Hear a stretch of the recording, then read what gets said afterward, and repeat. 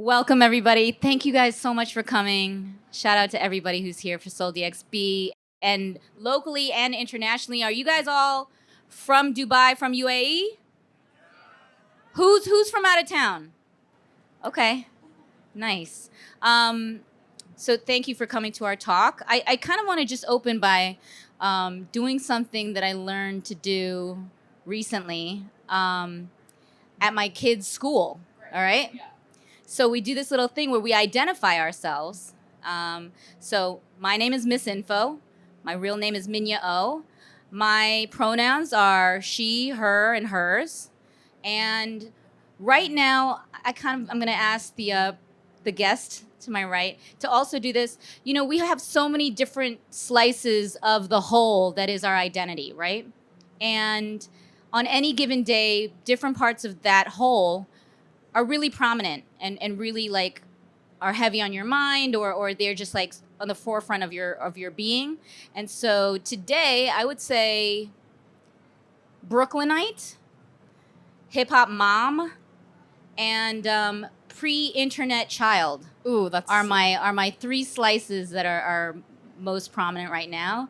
So I would love for our special guest to introduce herself as well. That was really good. Okay. I'm jealous of pre-internet. Okay, so my name is Petra Collins. I guess I identify as an artist. Ooh, my mic just got louder. I go by she, her, and I am an internet baby, so I'm a millennial. Yep. Millennial, I guess. What else?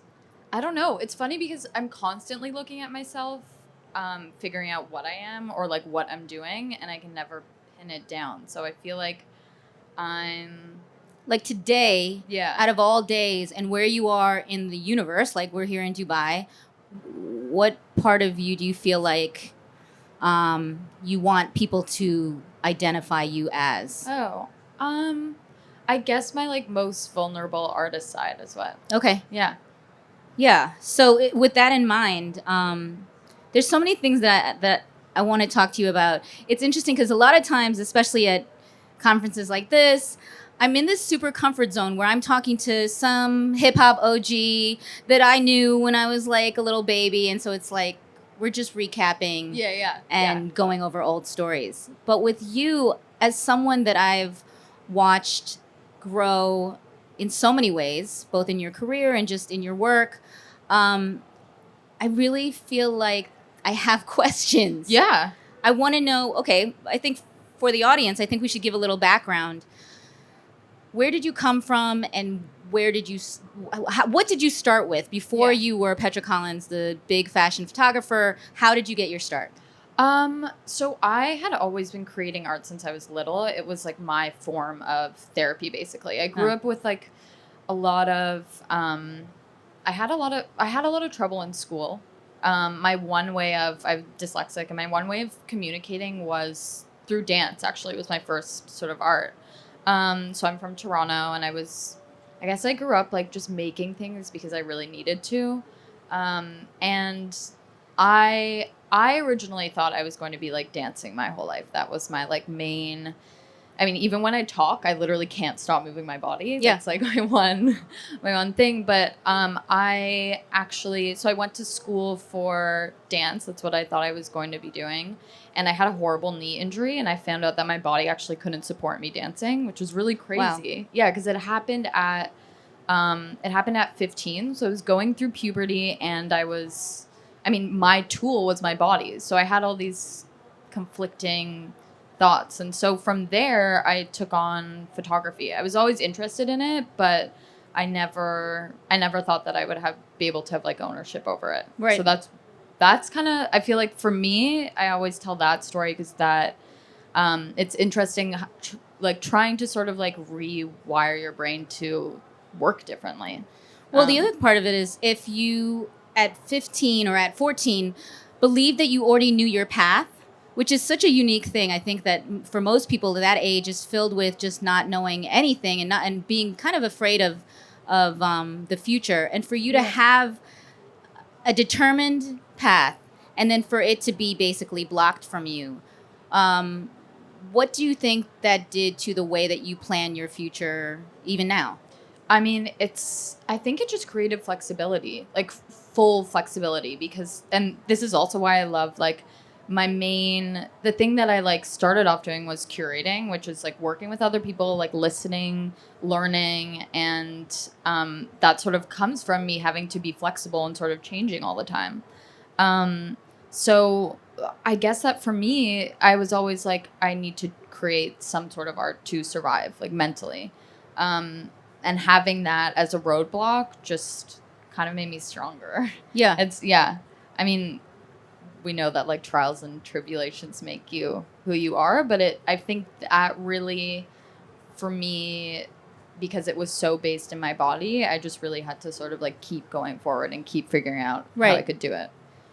When it comes to photography, and especially in that era, this was pre-Instagram. Yeah, pre-Instagram. Pre-Instagram, and you were still. What were you using? What cameras were you using? Like, did you go like save up money and buy yourself a real camera? I actually so embarrassing. I was using disposable cameras, but no, that's not the embarrassing part. Because film was weirdly cheaper when I was around that, whatever, 14, 15. Digital, like buying a digital camera for like a 15-year-old. I don't even know. Yeah. So in school, I took a photography class, which I really hated actually, because we were actually taught a very like male-centric view of photography. It was black and white, very like, wasn't intimate. It wasn't how I felt about image making. So I was borrowing cameras from my school and I ended up just taking one, but it was like a 35 millimeter SLR camera.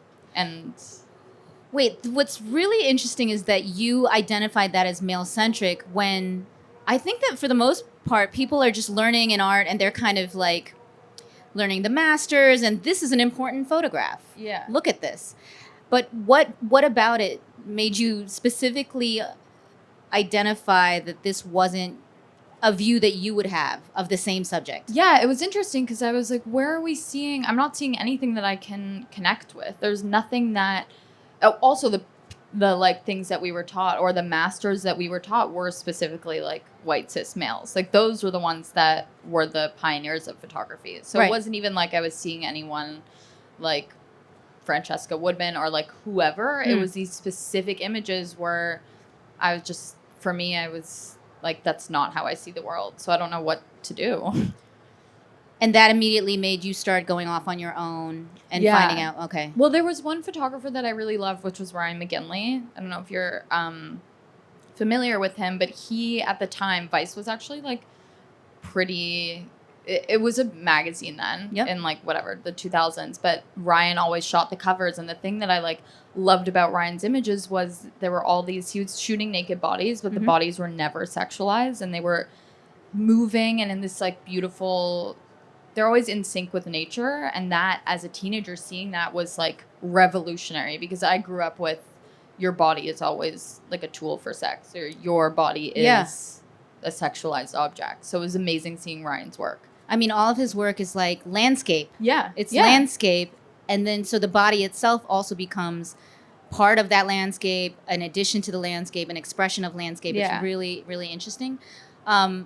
Besides Ryan, what were the other things that sort of shaped your visual voice? Like, what were the inputs? Like, I know for me, you know, for better or for worse, listening to a lot of NWA and you know, certain gangster rap was very formative to me.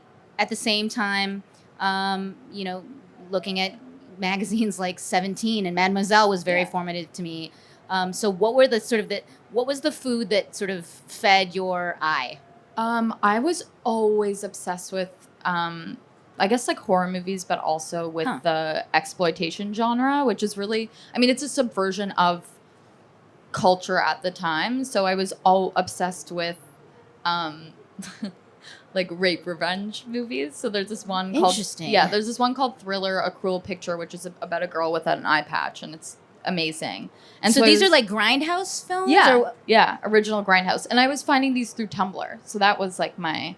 and I saw this movie. It was a lot of film that actually... I've always been... I've never really looked at photographers. My main obsession has always been film. So that's what I was looking at. But also not even critically acclaimed film, but sort of pulp film. Yeah, pulp film, which I was, because the thing about pulp film is there's no extraness is spared. Like it's just the grossest, the weirdest, the scariest, the prettiest. And there's also a movie that was very Tumblr of my time, which is called Daisies, which is this Russian, it's like a new wave film, but it's about these two girls that are just coming of age, but the way that the story is told is in this like wild, beautiful psychedelic journey. And so that's what I was watching. I think that's what's also great about that is that for so many people, you think like, oh, you have to consume fine art in order to make fine art. Like, right? That's like the taste that elevates you. Yeah. But it's so not the case. It's really whatever they call low art, pulp, horror that kind of tweaks your taste level to something that is so far removed from just standard, critical eye. So what about, what formed your ambition? Like what told you, was there any one particular moment that you felt like there was a pivot that this is not only just something that I need for my own sort of emotional expression, but this is a career. I can do this.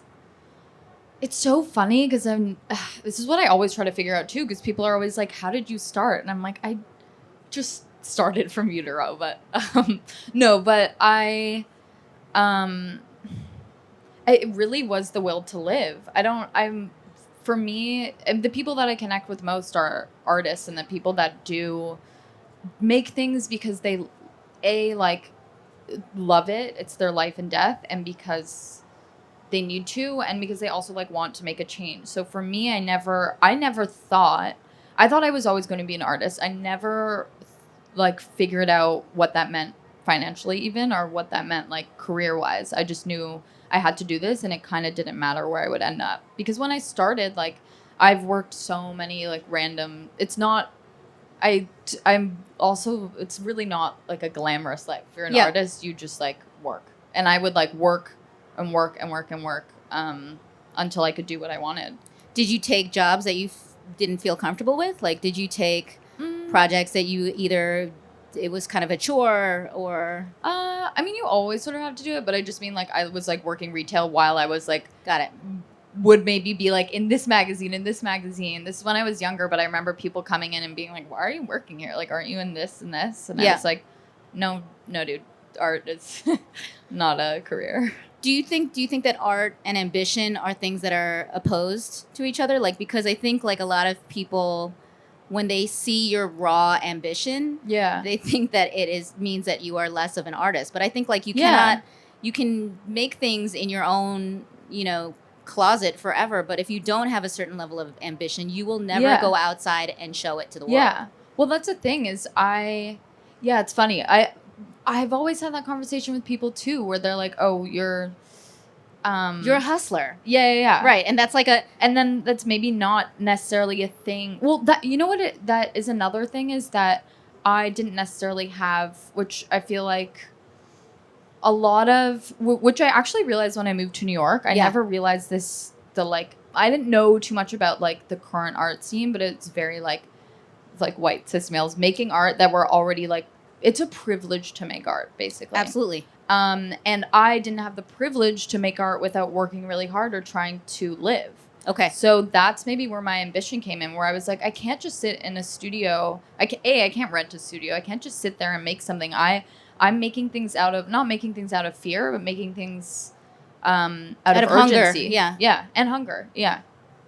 So that was very interesting to me because there's a lot of, there are things that sort of separates what I guess my ambition comes from me not having the privilege to sit still. Right. So I think moving forward, women in general have to reformulate their relationship with ambition and what people put on them and what they actually feel. Ambition is actually a will to live. Yeah, it really exactly. is. Exactly. And if you need to express to live, then that's you like, absolutely should. Yeah. You could go for it. Also, who is to say that you can't like go for whatever you want? Right. I think I guess it's a very specific thing with women too, where it's like unattractive or whatever. But Totally. I don't know. Be that. Yeah. Okay, so now let's talk about what life is like for Petra right now. Oh, yeah. Like, what is the pace that it's going in? Just describe the past 6 months. Yeah. I mean, it's funny because I'm always trying to, my life has moved super fast. Mm-hmm. And I'm always trying to figure out like how it's sort of, if it's similar to how I was or if it's new. But I think for me also, because sorry to keep going back about like artist therapy, but for me, I always had to be making things because it was either like not a distraction. It was either like, I guess a distraction or an outlet for trauma or I don't know. I've never not had a schedule where I can sit still. And that's something that I'm trying to figure out right now is how can I sit still comfortably and also be able to make work? Because at a certain point, like I would find myself exhausted and like shaky and like not okay. And I feel like at a certain point I was like, I also have to take care of my body. Right. Was that because you were uncomfortable saying no to things, to saying no to projects, or there were so many great opportunities that were coming really quickly that you didn't want to say no? I actually have said no to so many things. Great. Which I really which was so hard for me always because I'm like a go person, but I was like, I have to say no to this and no to this and no to this because I need like personal time. It doesn't align with what I feel. And yeah, but so the past 6 months, I mean, still the same. I've been like working like crazy, but I've moved on to a new medium, so I'm kind of figuring that out. I've been writing for a whole year now. Okay. And in between doing still shooting. I did my 2 books that just came out. But it's a lot of, I mean, I'm very lucky to be able to like travel is a big thing for me. I think it's something that I've finally like had the privilege to do. So when I was, I guess maybe I moved to New York. It's crazy because I moved to New York at 20 with a suitcase and I was living in a laundry room for like 2 years. So I like literally came from nothing. Yep. Like I remember as a kid, there were times where I was like, where am I going to get my food? Like, is my phone going to be shut off? And that like, I was just trying literally to survive. So the fact that I can say no to a project is in the interest of another project. Commercial wise, like what have been the shoots that you've done recently that you've really been excited about? I actually really did this. I was just in London right before this. I did this really fun. There's this designer Simone Rocha who's incredible. Oh my god! But also, the thing that I love about her, I feel like she's underrated. But what I love about her so much is her. I mean, first of all, her personality, but also her like ethos of making work. Like she's an artist, and the way that she's someone. I mean, she casts shows like they're like reality. Like everyone that she shoots and the whole world that she creates is so beautiful, and it's not asking for anything in return, which I like. And so, what was the shoot like? Do you get to, when someone comes to you, especially someone who's creative like that? Yeah. Do they tell you? Do they say like, "Well, Petra, what do you want to do? What do you see for this?" And now, do you have the sort of privilege of being able to determine that? I've actually, I mean, I was so lucky, but I think because I was very early in this sort of, I think now we have more like artists / fashion, whatever. But when I started, I've been lucky enough the entire time to sort of be able to always create work that looks like my work. You never were hired for a gig where they were like, well, this is what we want. It looks like this, and you make this for us. Yeah.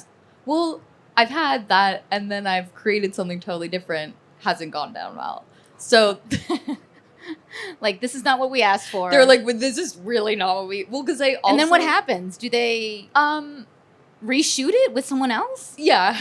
Oh my god. Which is fine because I'm like, it's the people that I work with are really cool and they're to a fault where they're like, yes, do what you want, and then I'm like, are you sure this is what the brand wants? And they're like, actually, no, sorry. But then I get the like amazing experience of like having a. That's another thing is when I moved into the reason I moved into shooting fashion was because of I could have budget to shoot or I know. so I could like shoot things. Right. So when I like now when I get to like I did this one of the shoots that didn't end up being published, but like I got to shoot on the lot of Universal. I had my friend do the set design. It was like so cool, and I got to keep those photos. But. So we can see those photos through you at some point, but the brand themselves didn't love it. Yeah, which is fine. It's cool. Then I've been able to keep the photos. And how do you have that level of acceptance? You don't like criticism or rejection doesn't bother you? That would crush me. Yeah.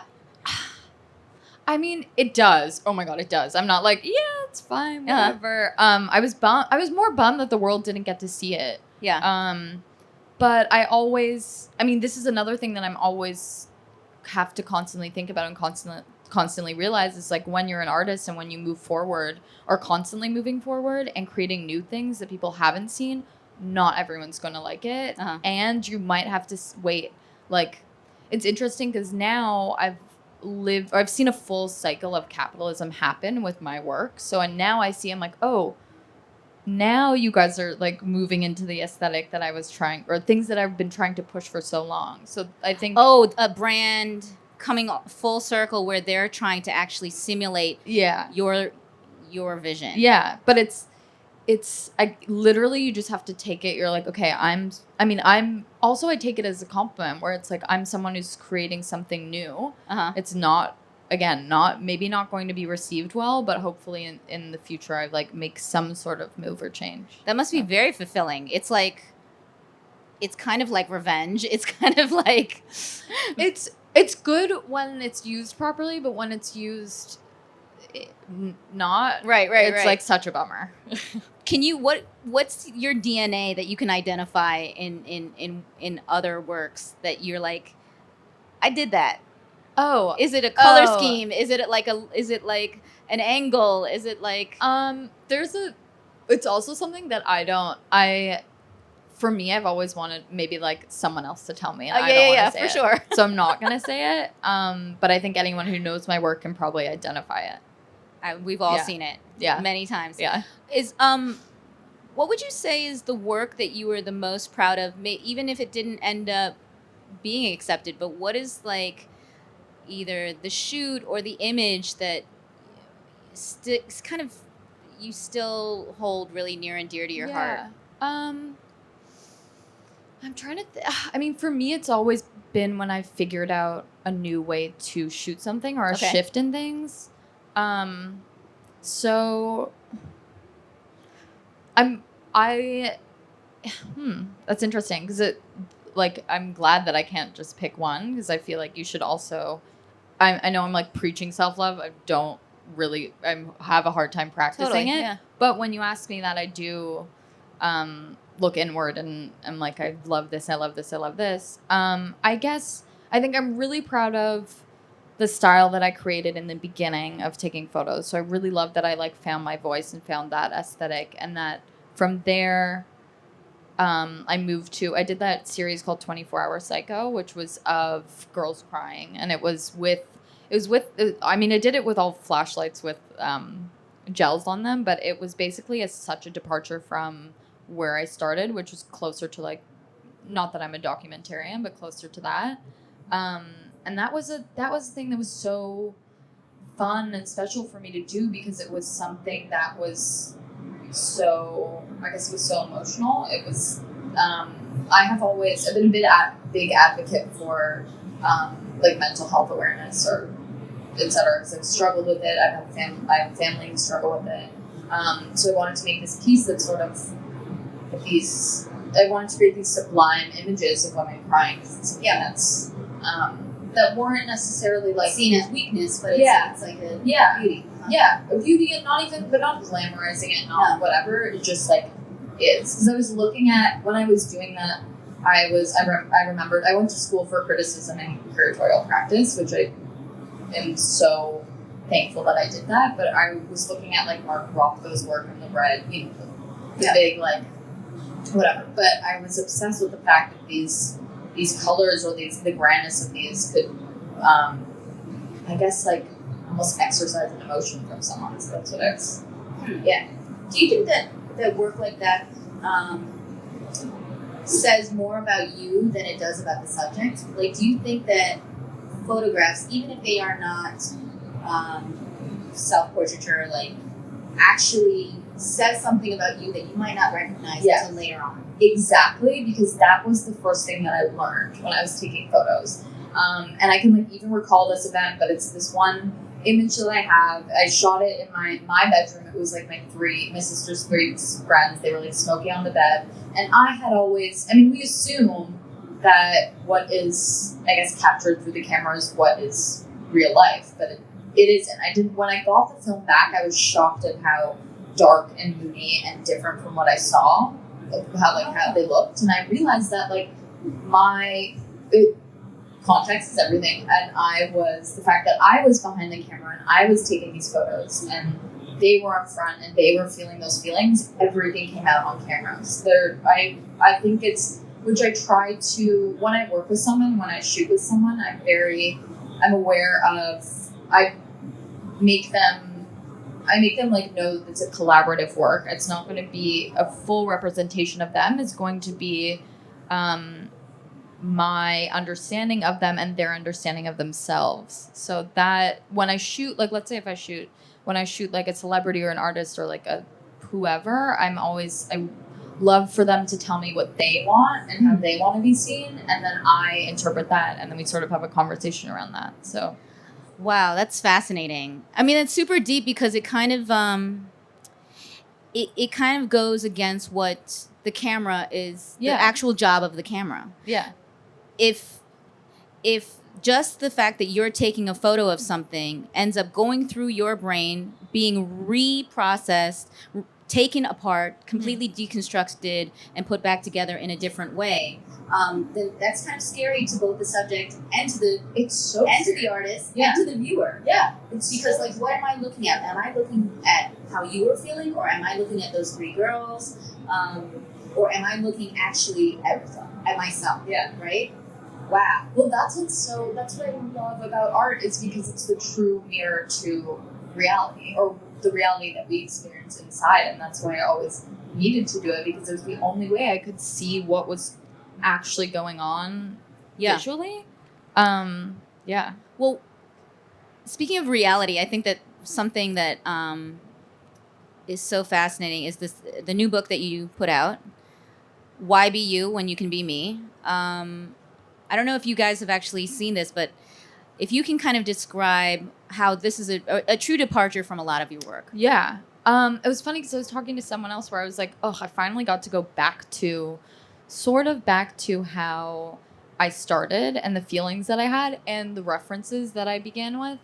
So this book, I guess I made this a year or 2 ago, and I felt like I've gone through a full cycle of, I've been shooting people forever, and I was like, I haven't looked at myself or what I'm feeling, and to keep shooting subjects, I need to do a serious like recon of like what's going on inside. Interesting. So because I've seen the full transformation of Instagram and the internet and the sort of like insidiousness that lives inside. I mean, I'm an advocate for the internet. I learned so much on it, but I think we also have to, on the flip side, see what it's sort of creating. So I found myself, when I went through puberty and like a little bit after that, I had like serious body dysmorphia. And I really struggled with identifying if anyone's had body dysmorphia, it's like you literally can't identify yourself or what you look like or any of that.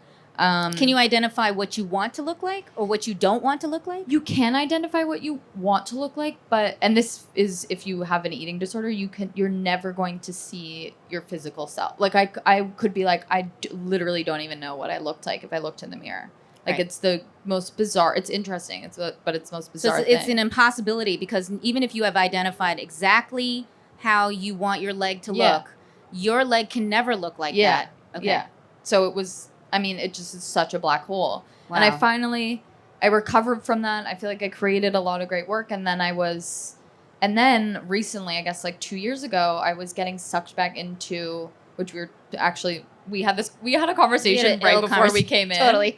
Where we were like, we should have just saved it for the talk. But no, where I was getting sucked into all these face-tuned images, all these like false, I guess, realities of, or our new definition of feminine beauty. Yes. But then I started being like, I need to change myself. I need to do this. I need to do that. I hate myself.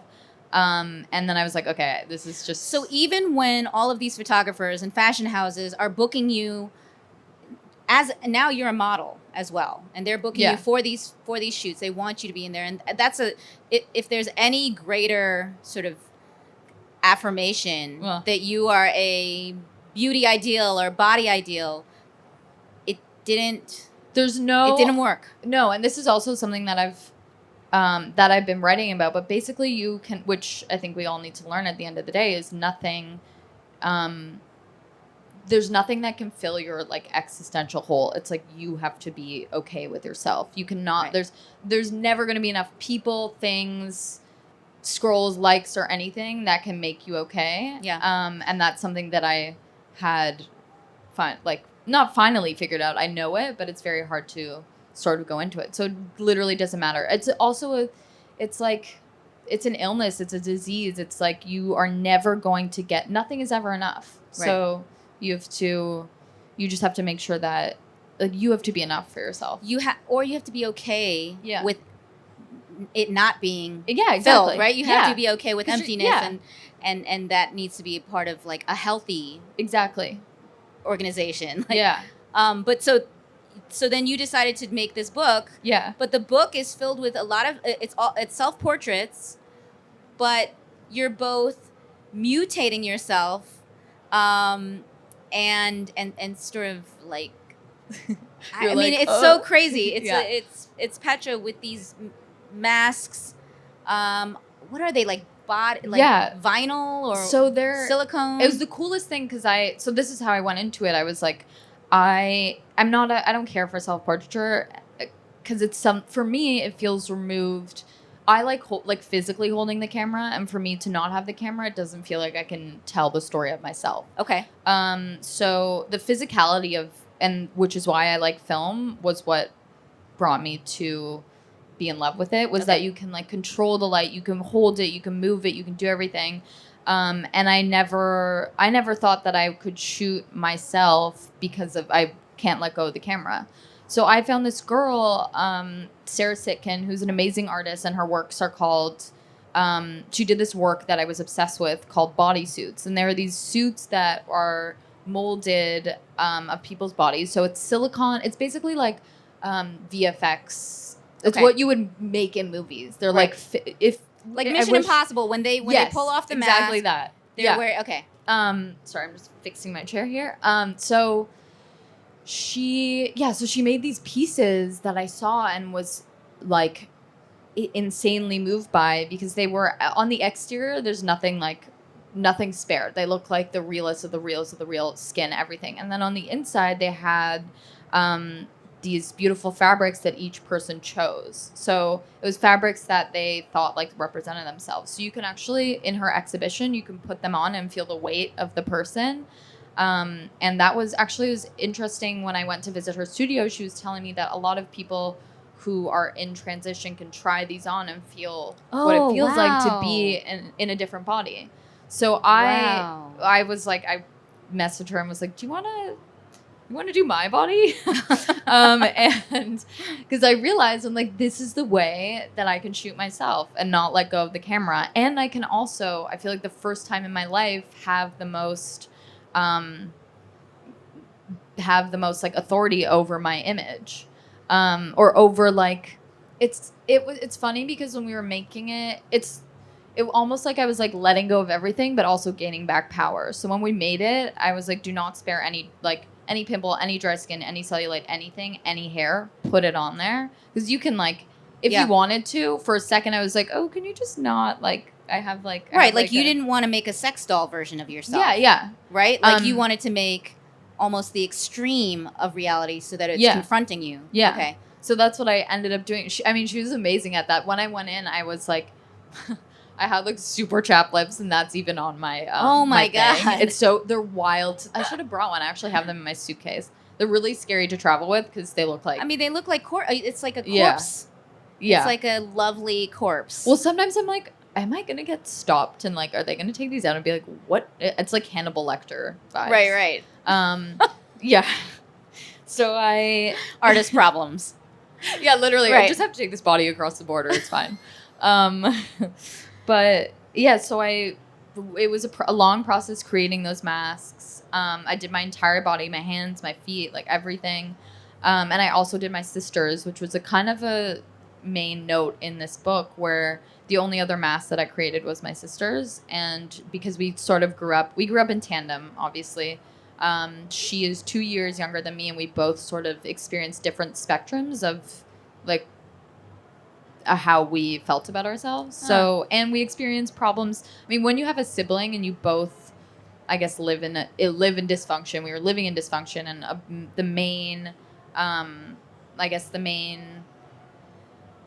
our main narrative as kids was that what we looked like was most important. So Wow. her and I went through this together. And I was like, if I'm going to be shooting myself, I should also be shooting with the person who was closest to me in that journey. So we took the masks back to Toronto, which is where I'm from. And I basically it was funny because when we finally finished the last shoot of it, I was like, I just had an exorcism. I felt so good. So much of like what I had always wanted sort of came out from inside me. So it's like this entire project was also a therapy exercise. Oh yeah. It was just it was for me. Wow. But another thing about it was that I realized I was like, I can basically do whatever I want with it because it's me. I've always shot subjects and I'm so respectful to them. So I never take any, I don't take any, what's it called? I don't try to insert anything that I think onto them. And this was the first time where I was like, I can just throw whatever I want onto this person, which is me.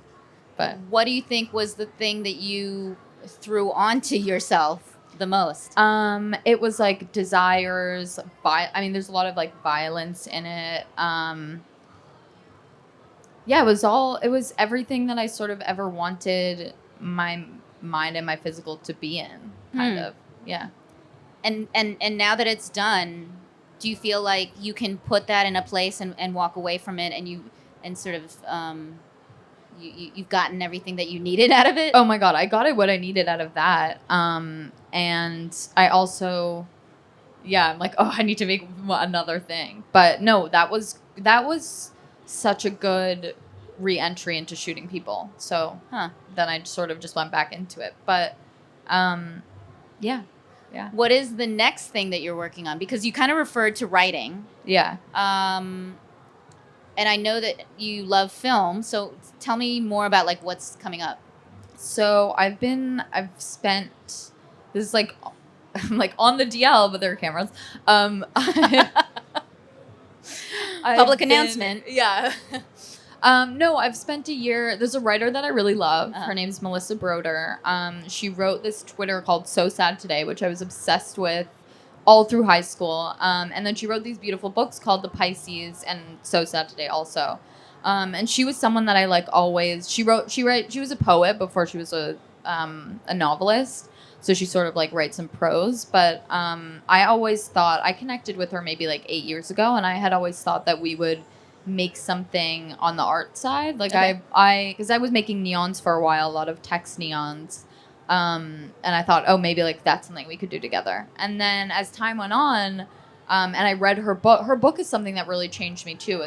It's this book about this woman. It's about trying to fill your existential hole with material things. Okay. And so much more. But when I read it, I was like, it was also my re-entry into reading too, because I went to school. Reading has always been my most, because of my dyslexia, has been difficult for me, and I had always sort of been like embarrassed to read, or sort of didn't find my like space to read. And when I read her book, I was like, wow, this was my safe space. This is my quiet space. this is what I can do when I need time. To get away from images, to get yeah. away from the visual, you had to get back to just text. Yeah, which was, I mean, it's now I read like every single day. It's like it's changed like crazy. But anyway, so I went to her and I was, because we have a lot of similar themes, and I asked her if she wanted to write a feature with me. So we basically just have been spent a year writing a film, and that's. Can you tell us what it's about? Yeah, I mean, basically it's about everything we talked about, but it's in the sort of in the genre of horror, but it's a body horror. It's gonna be gross, and it's about not being able to fill your holes, and that's all I can say. But it's really, I'm here for this. Yeah. You know, it's so funny that now horror is really the most accurate and one of the few reflections of ourselves that actually resonate, because we're so everything is so extreme and we're so numb to everything that it literally takes a chainsaw in order for us to see racism. Yeah, totally. Sexism. Totally. Like these are all themes that we now need, you know, the extreme of horror to sort of reflect back on us, which is fascinating. Well, it's cool because if you think about it, it's also it also is sort of the closest to reality that you can get, because when we're seeing like dramas or rom-coms or whatever, they're sort of always just our idealized versions of any of these situations. Okay. And for me, when I was watching horror, I was like, this is the most accurate representation of also like feelings. So this is because fear is the ultimate real truth or something. Like, no, I think, I mean, I guess not just fear, but it's the easiest genre to subvert, because it's the easiest genre to make something new out of. Because if you do that, you can't really do that with drama. You can't really do that with comedy. You can take a horror film and you can like turn it on its head, and you can. The final frontier. Yeah. Amazing. I cannot wait for you to actually get that going. I know, me too. And I know that obviously, do you have fashion shoots that are campaigns that are coming out? Yeah, I have some really fun stuff. Really fun stuff coming out. I have a couple things that are coming out in February and March that aren't they're fashion related, but they aren't photos. There's something I'm doing a couple things that are. Where would we be able to find them? Are they going to be? I don't even know if I can like say. Okay. But there are things in like a fashion sphere and a beauty sphere, which is really fun. We just have to really stay tuned to your Instagram. Yeah. And